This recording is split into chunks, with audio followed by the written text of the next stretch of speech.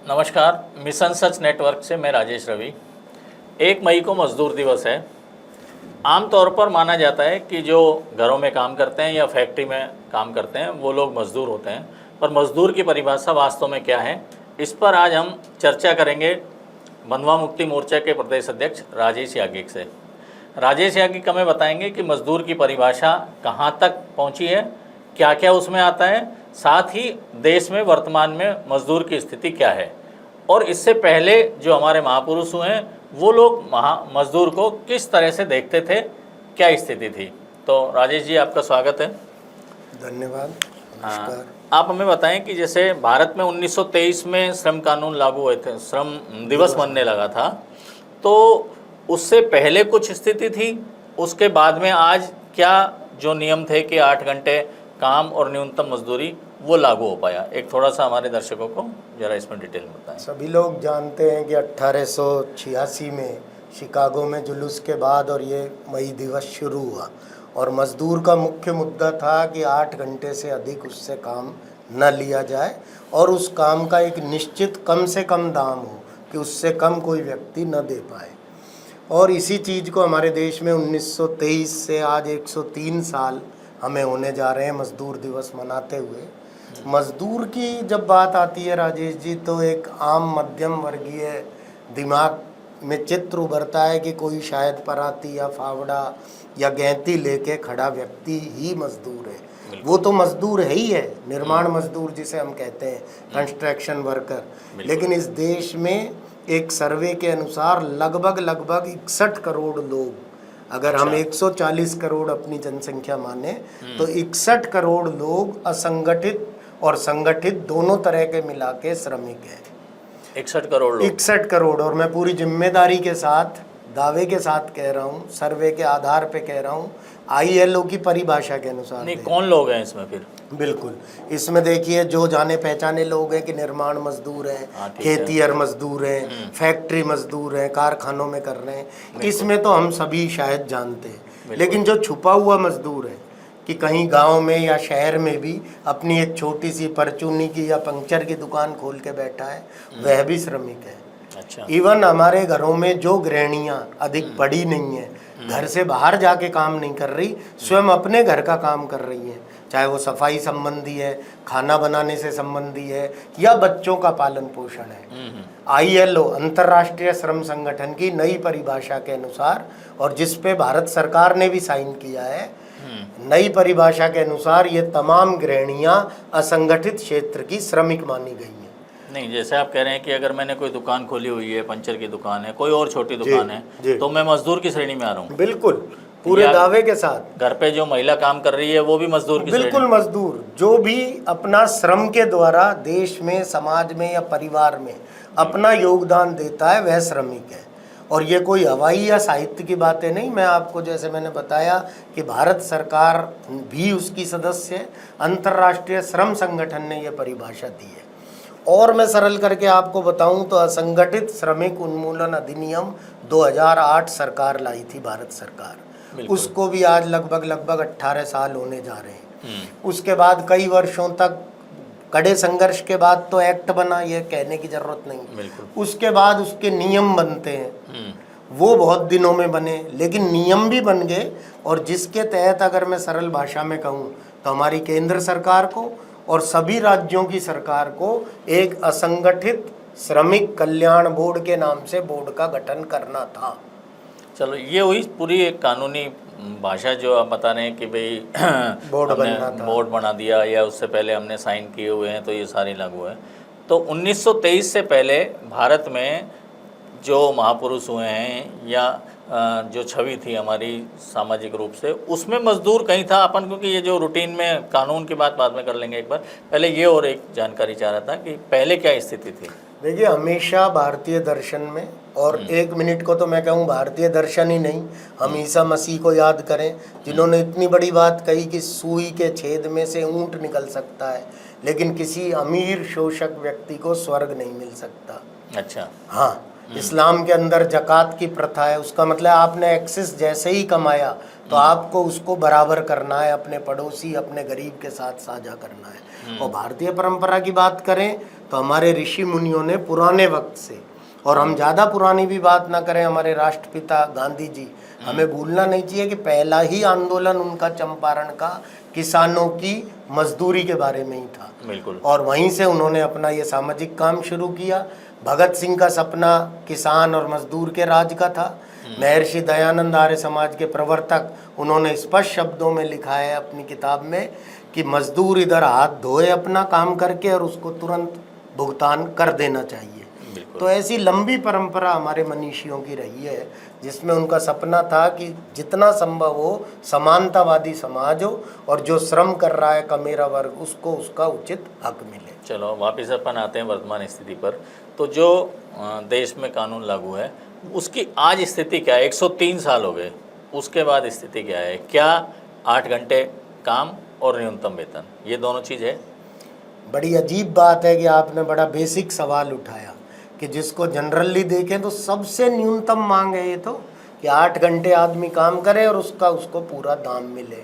अब मैं सबसे आपको घटिया उदाहरण पेश करता हूँ कि हमारी खुद की सरकार की जो स्कीम्स है, उदाहरण के लिए मनरेगा है, जिसका भी नाम बदल के वीवी राम जी कर दिया गया, पूरे नेशनल लेवल की ये योजना है, किंतु वहाँ भी न्यूनतम मजदूर कानून का उल्लंघन लगातार जारी है।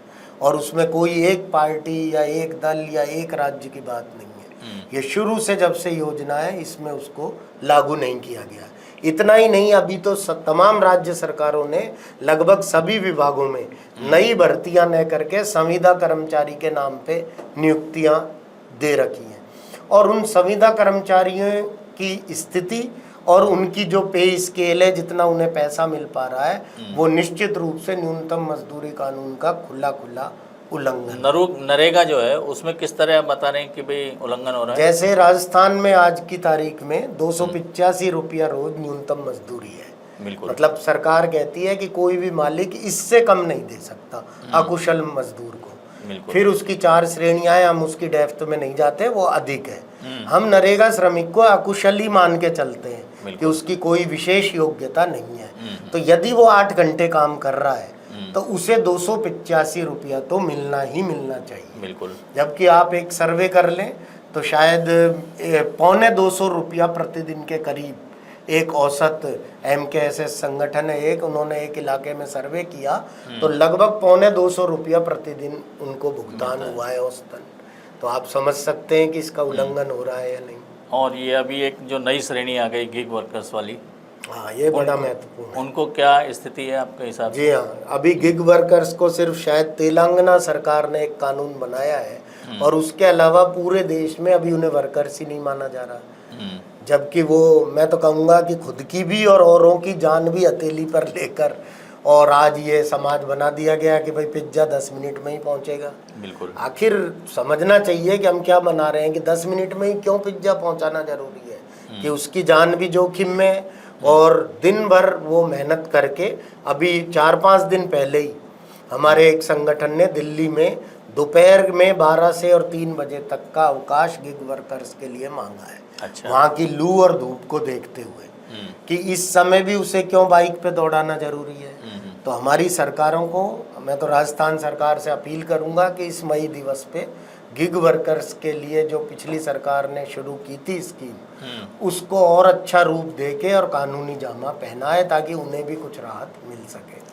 तो जैसा हम मान रहे हैं कि आज भी मजदूरों को अपना हक नहीं मिल रहा, तो इसका जिम्मेदार कौन है भाई? या तो सरकार है, या राजनीतिक दल हैं, या उद्योगपति हैं, या हम खुद हैं?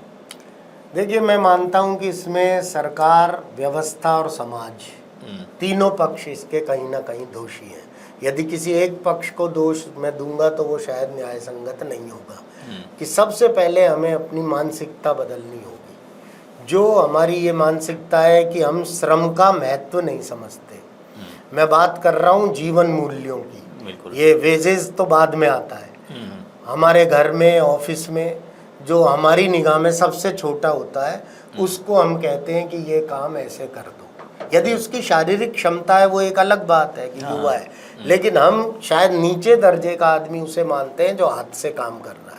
और जो दिन भर कुछ नहीं कर रहा, कम से कम शरीर से कुछ नहीं कर रहा, वो हमारी सोसाइटी में बड़ा आदमी माना जाता है। तो ये एक बड़ी विसंगति है।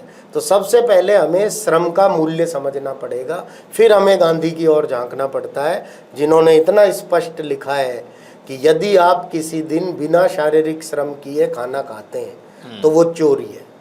इसको दूसरे रूप में आज हमारे डॉक्टर बता भी रहे हैं, और हम सबके खासकर उच्च मध्यम वर्ग जैसा स्वास्थ्य बना लिया है, उसके पीछे भी यही कारण है कि हम शारीरिक श्रम से दूर हैं। तो अपनी क्षमता अनुसार श्रम भी करें, और जो लोग हमें मदद कर रहे हैं घर के काम में, ऑफिस के काम में, उन श्रमिकों के प्रति सबसे पहले हमें सम्मान विकसित करना होगा।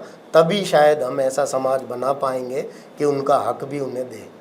नहीं, पर जैसे हम मोटे तौर पे देखें, एक श्रमिक को जब आम आदमी एकदम नज़र से देखता है तो वो फैक्ट्री में हज़ारों लाखों लोग जो काम करते हैं, तो फैक्ट्री की बैलेंस शीट तो कहीं यहाँ होती है और मज़दूर बिल्कुल नीचे दबा होता है।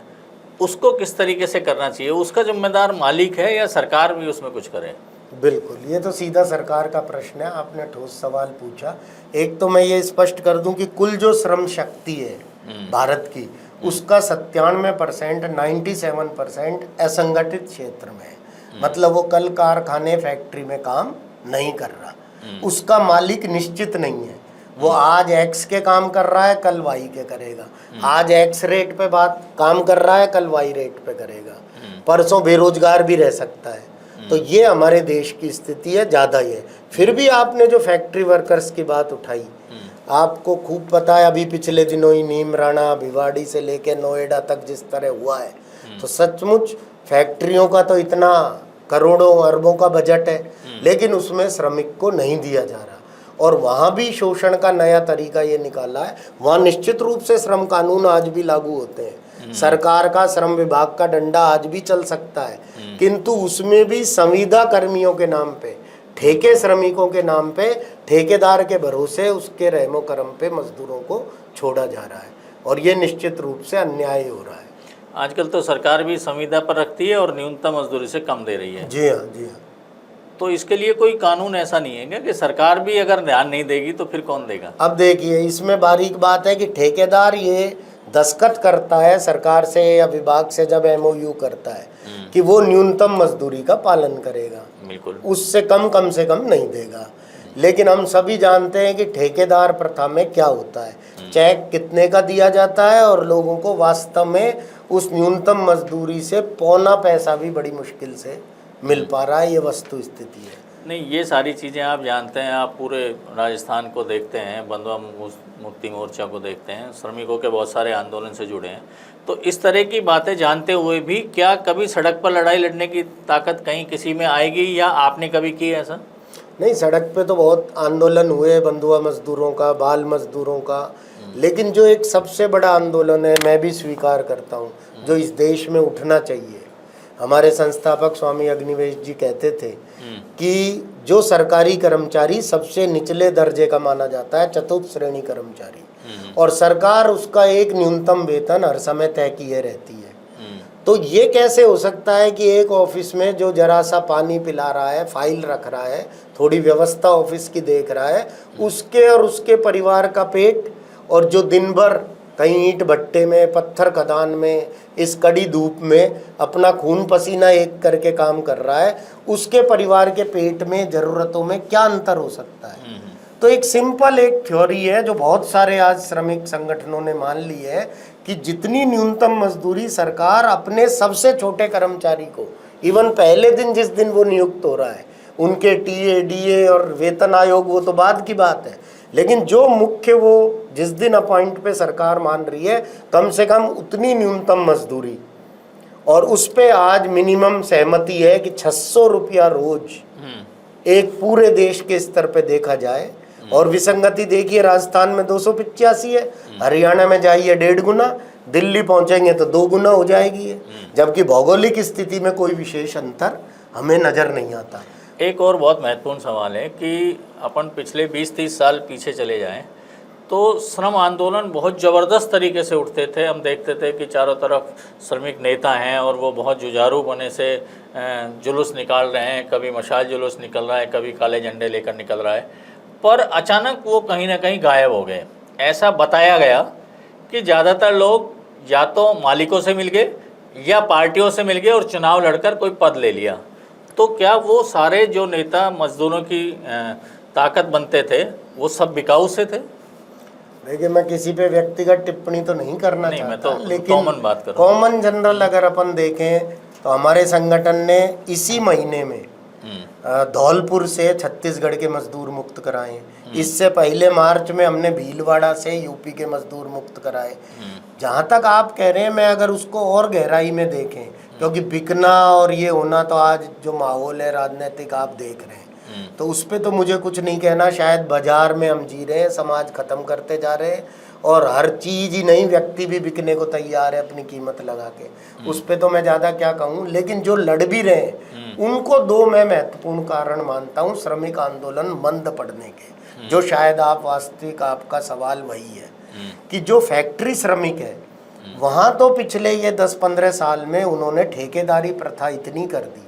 पहले जो श्रमिक था उसको कम से कम ये गारंटी थी कि उसकी नौकरी स्थायी है। बिल्कुल। यदि मेरी नौकरी स्थायी है कि ये कुर्सी मुझसे कोई नहीं ले रहा, तब मैं आपके सामने बोल पा रहा हूँ।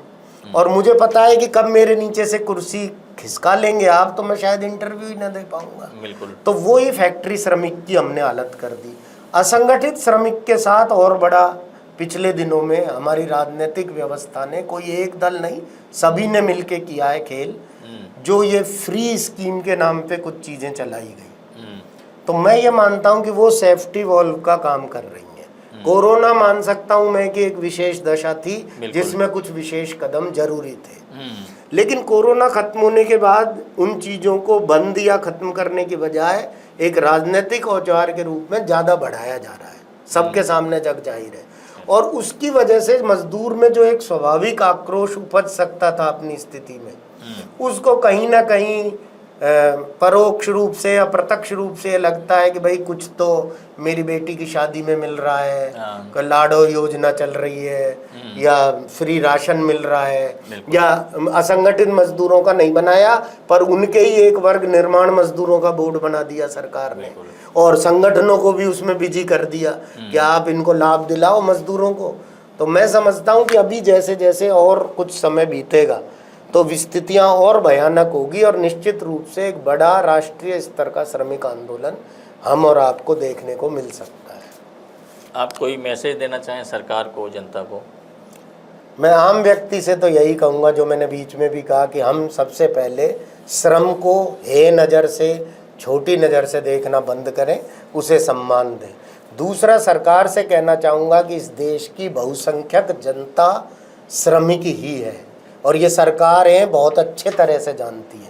वो अलग बात है कि उनको भी वो अलग अलग जाति, धर्म या दूसरे फिरकों में बांटकर अपने वोट सेक लेती हैं। जिस दिन जनता अगर अपने को कमेरी जाति के रूप में देखेगी, मेहनतकश ईमानदार नागरिक के रूप में देखेगी और संगठित होगी, तभी शायद हमारी सामाजिक और राजनीतिक व्यवस्था बदल पाएगी। तो ये थे राजेश याज्ञिक, जो बंधुआ मुक्ति मोर्चा के प्रदेश अध्यक्ष वर्तमान में हैं। इन्होंने बहुत सारे आंदोलन किए हैं, बहुत सारे मज़दूरों के लिए सड़क से लेकर और दिल्ली की सड़कों तक ये गए हैं। नमस्कार, मैं मिशन सच से राजेश रवि। अगर आपने हमारा चैनल अभी तक सब्सक्राइब नहीं किया है तो सब्सक्राइब अवश्य करें, ताकि इस तरह के प्रेरणास्पद और जानकारी भरे वीडियो आपको हम लगातार देते रहें।